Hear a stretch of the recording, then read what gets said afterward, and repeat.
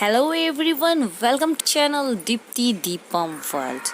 Today is a Sunday activist and today lecture will be Lives of Cuckoo Bird.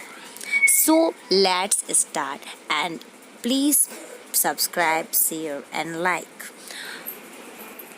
So, a cuckoo egg is a metaphor for bird parasitism, where a parasitic bird deposits its eggs into a host nest, which then incubates and feeds the chick that hatches, even at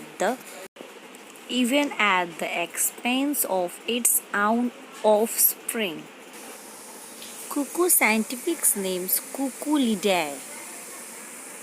Reproduction of cuckoo bird. The common cuckoo is an obligate bird parasite. It lays its eggs in the nest of other birds. Hatched cuckoo chicks may push out host eggs out of the nest or be raised alongside the host's chicks. A female may visit up to 50 nests during a breeding season. Common cuckoos first breed at the age of 2 years. Where does cuckoo lays its eggs? The nests of other birds.